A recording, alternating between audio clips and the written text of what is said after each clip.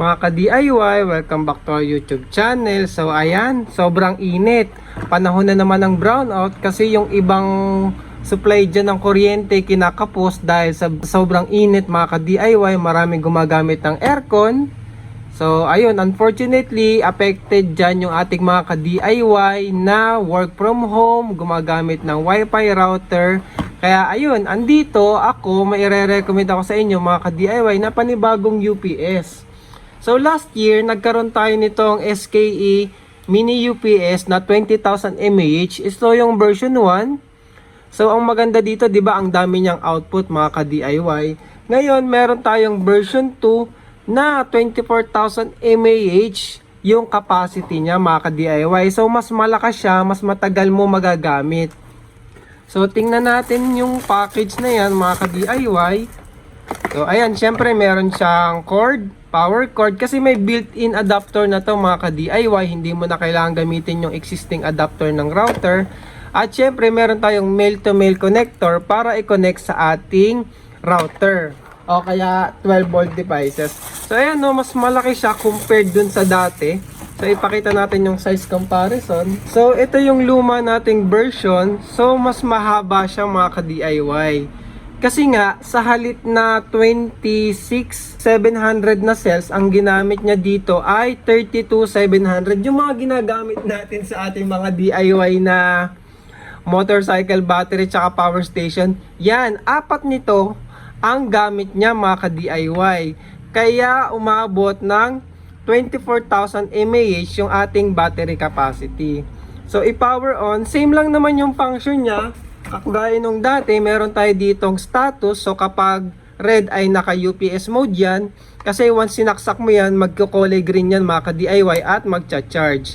So meron tayo ditong 12 volts, 9 volts selector. Andito yan. Yun pa pala yung maganda dito, no? Yung dating version, wala kasing label. Ayan, o. Ay, may label. Kaso, ito, color coded pa siya. Mas maganda. Ito, di ba? Ito, walang color coding eh. Ito, mas malinis tingnan mga ka-DIY. Meron tayo ditong AC input. Tapos ito yung 5 volts, 9 volts, 12 volts natin na output. At saka yung ating PoE na, ayan o, yung 24 volts para sa mga CPE na antena. So ayan, ganun pa rin naman yung operation niya. And then meron tayong battery voltage indicator or capacity indicator. Para buksan to, may apat na screw yan mga ka-DIY. So natanggal ko na. Mas madali siya buksan compared dito kasi ito dalawang screw tapos sisikwatin mo pa. Ito once natanggal mo yung screw, madali na siyang buksan. So ayan o, ma-open mo na siya mga ka-DIY.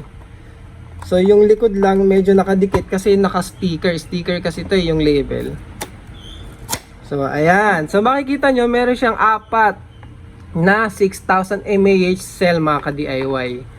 Ayan o. So kaya 24,000 mAh. So kung magkaroon ka ng problema sa battery, sobrang daling palitan kasi naka-socket lang naman yan, no? Naka-connector lang mga ka-DIY. Pero since brand new naman to at saka lithium iron phosphate, for sure pang matagalan yung battery na to mga ka-DIY kasi matagal na natin ginagamit yan. Pero halimbawa gusto mo lang i-upgrade, pwede mo pang dagdagan, di ba, kung gusto mo. Kaso hindi nakakasya sa case. So ayan siya, yung sa loob niya, ito yung kanyang power supply. Tapos kanyang indicator, capacity indicator. Ayan, andito yung chip niya, yung controller. At ito na yung ating mga output. So the best talaga to sa mga naka-work from home at saka yung madalas yung power outages mga ka-DIY. Kasi ang dami mong pwedeng ikabit na devices eh.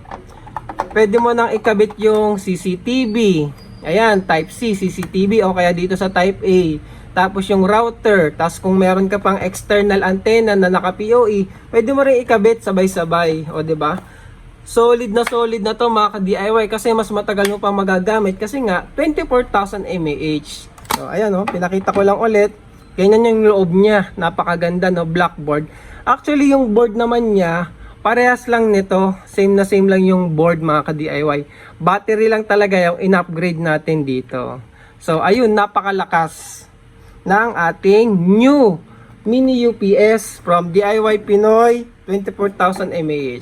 Siya nga pala mga ka-DIY, baka first time mo lang to nakita, no? Hindi mo pa alam pa paano gamitin tong UPS na to. Ganito lang naman.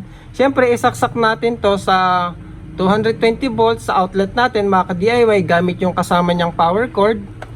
So ayan, sasaksak nyo lang, makikita nyo naka-green yung status, ibig sabihin charging din siya dito kasi blinking.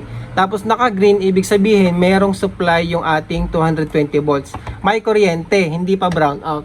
Ngayon, testingin natin siya. Mag-connect tayo ng router. Ito halimbawa, 12 volts router. So, i-connect natin siya sa ating... Ngayon, kung yung router nyo 9 volts, pwede nyo i-select dito yan. Palitan nyo ng 9 volts. Ayan o, 9 volts na yung iilaw. Pero tayo, 12 volts yung router ko. I-connect nyo lang dito, mga ka-DIY. And then, yung isang side nya dito sa ating router. So, ayan, nakikita nyo, parehas na silang umiilaw. Ngayon, in case ng power outage, 'di ba pag nawalan ng kuryente, mawawalan ng kuryente yung ating router mga ka-DIY. Eh since meron kang UPS, i-simulate natin yung nag-brown out. So tatanggalin natin yung AC niya, AC supply. So gagana pa rin ang ating router. Walang ibang mangyayari. Tuloy-tuloy lang yung inyong internet sa bahay mga ka-DIY. So try ulit natin ibalik, tapos makikita mo nag-red na yung status niya. Try natin ikabit ulit. O di ba? Wala naman nangyari. Back to normal lang. Magcha-charge lang ulit yung battery ng ating UPS, blinking na ulit.